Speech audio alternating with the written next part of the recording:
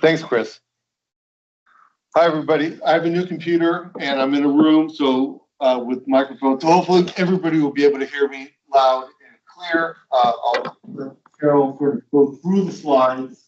I'll ask her to advance it for me. Next slide, and we'll get going. So, as Chris mentioned, I'm here today to talk a little bit about our metropolitan planning work. This is sort of our rebrand of the climate-friendly and equitable communities, the CFEC. Talk a handful of topics that have come up in some discussions we've had with MPOs. I'm not going to present a ton of new information, but I will say this is a little bit of an experiment in communications to try and talk about some of these questions that have come up over and over again and give us another chance to take a look at some of these aspects and application of VMP with our transportation planning rules, both Division 12 and Division 44. Next slide. Just a reminder that these rules apply to our 8 metropolitan areas and the cities and counties in those areas. All right, so the 4 areas I want to talk about today, and part of the challenge with any of these, and we could have a presentation on any of them individually, is that there is a lot of overlapping and interconnected aspects of these rules. So the 4 I'm going to talk about are the ones you see on your screen or here. The Division 44, the greenhouse gas target setting, both for Metro and for the other MPOs. The rule in Division 12, 905 on performance measures, specifically the one that relates to VMP per capita. Rule 830 on enhanced review of new capacity projects and how those all connect to Rule 160 about reducing VMP, and that's specifically for transportation systems. Okay, so coming back, I mean, again, this starts from, the Oregon legislature passed goals to try and reduce our greenhouse gas around the state, and then that gets filtered through our statewide transportation strategy all the way down to the Division 44 greenhouse gas target setting. Rule 20 for Metro and Rule 25 for the other Metro areas. See that 30 and 35% by 2050 are the goals. These goals are VMT targets by year. Those are the 2050 targets of individual year targets within those. And one of the important things to recognize about Division 44 is these targets are VMP per capita and their 4 reductions after controlling for the effect of state and federal policies and other conditions on vehicles, fuel, and pricing. And one of the key things here is that our travel demand models that we use for our regional planning, for the most part, don't include those different elements. We certainly don't have we have different vehicles and different, not really fuels, and the pricing component is not really done in the same way that the statewide transportation strategy is done. The tool we do use for that, which was also to develop the target, was from a software program called Vision Eval, which we have here at Transportation Planning and Analysis Unit.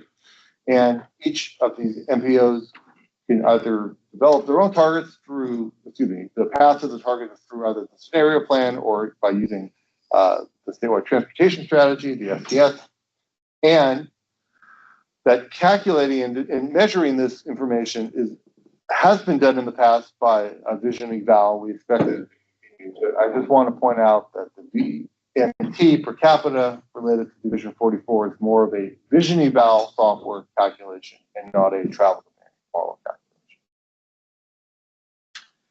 And just as a reminder, I don't want to say this is the only math we have in there, but really in terms of getting that emissions per person, that VMP is related to this emissions per mile, which is sort of related to the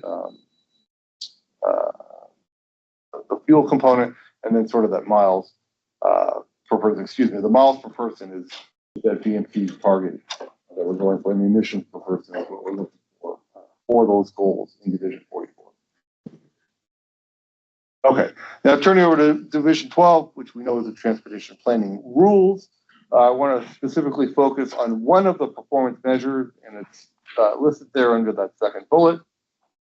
And this comes from the development of the scenario plans, where we're looking at evaluating performance measures.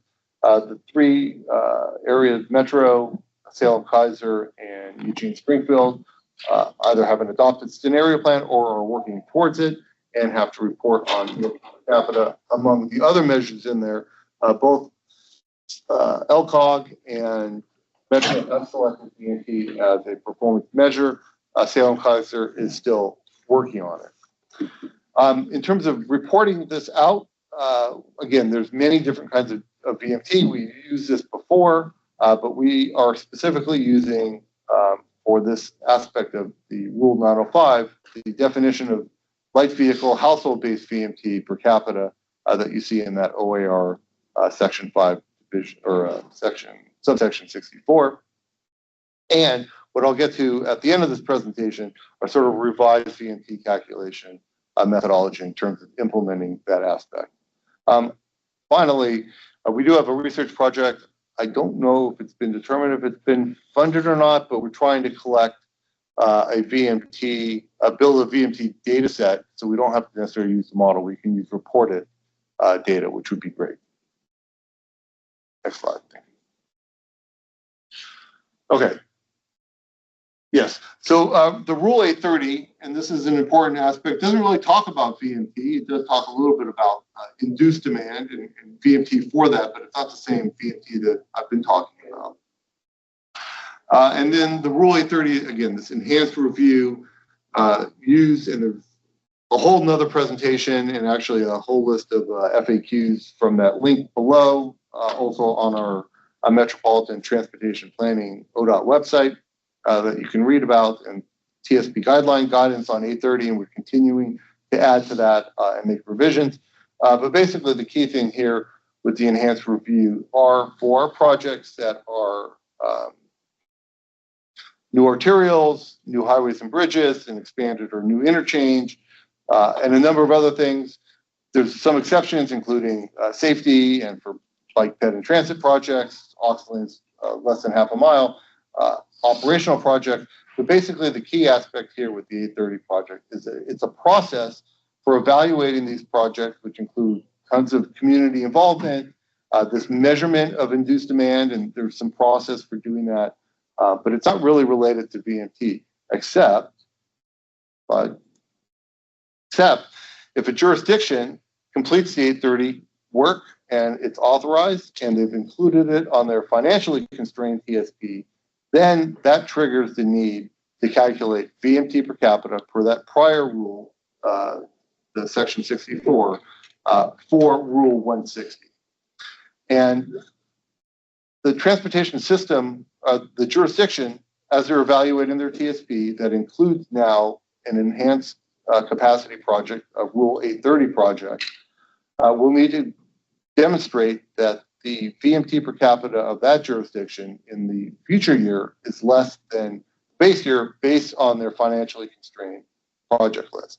And this is done not using Vision Eval, it's using the various travel demand models, either the one that Metro has for that jurisdiction, the ones that TPL manages, or for COM or for VEND. And that's the tool we're using to measure VMT, and I'll talk a little bit about the methodology right now. So again, coming back to that definition, we're talking about all jurisdictional household-based light vehicles, regardless of where travel occurs. And again, this is different than how we've done VMT before, which is roadway link-based or internal to internal, for folks that are familiar with that. And we're really looking at it in three big buckets. And I have to say, this is right off, sort of hot off the press. This is a little bit of a revision on what we've talked about before, but I do want to call out now Metro for all of their amazing work over the last month, 2 months, and even before then, to really help us dial this in and make sure that we're getting good results, we're doing it correctly, the math makes sense, and then also to Alex and the ODOT team for doing all the things that I can't quite do with travel models. So I really appreciate all the help. And of course, to our consultant team, DKS, that really laid the groundwork over our project to really get that going. So thank you to everybody involved here. So we're looking at 3 different kinds of trips. Home-based trips of all types, and these are home-based work, home-based shopping. Those we really have a good sense of where that home location is at the either origin or destination of the trip. We have a revision to our non-home-based trips. These are important trips to include. They are ones that don't necessarily start or end in at a household or even in the subject jurisdiction. And what we're doing to calculate those is looking at our trip generation by TEZ. We're using a mean trip distance, and we have a new modification that really provides a reduction for all the non-auto mode splits. And we're doing that based on all the trips that are generated by that area. Finally, we have, for the most part, settled on an external trip bit. So these are trips that are destined to or originating from a home location, and we're doing our best to calculate those trip VMT to and from the edge of the travel model area. Future work, and we've done some work on here, but there's more to do to integrate our statewide integrated model SWIM in order to capture the full length of some of those trips in order to really meet the truest definition or the truest implementation of regardless of where travel occurs. All right, next slide. I got a few things here. So if you could just, I guess everything came up already. So just as a visual for the visual learners in the group, here are the 4 types of trips. Again, slightly modified. I just picked on Springfield here. This is just an example. You see the different types of trips, ones that are interzonal, ones that are going somewhere else in the model area for number 2. 3 is an example of a non-home-based trip. Someone lives in Springfield, works in Eugene, takes a trip to lunch and then back. That's a non-home-based trip. And then number 4, a trip that would be leaving, maybe going to Portland or to Albany for this meeting from Eugene. Maybe that's Kelly. But we're capturing that trip only to the model boundary. And then when she returns back to Eugene or to Springfield, really, we pick up that trip and start the odometer ticking once we enter in the model boundary. All right. Well, I will say that in these discussions, I just have a few minutes left. I want to leave a little time for questions. There have been a number of things that have come up, and I want to try and cover some of those to make sure people understand, and apologize if you've all heard this before and you maybe already understand it. So again, the calculation of VMT for your jurisdiction as part of your transportation system planning process is dependent on whether you have a Rule 830 project on your financially constrained list. If you don't have one, you don't have to calculate VMT per 160. Now, the model doesn't include just your jurisdiction, it includes all the jurisdictions in the MPO, and those jurisdictions also have their projects included on their financially constrained TSPs and on the regions, the MPO's financially constrained RTP.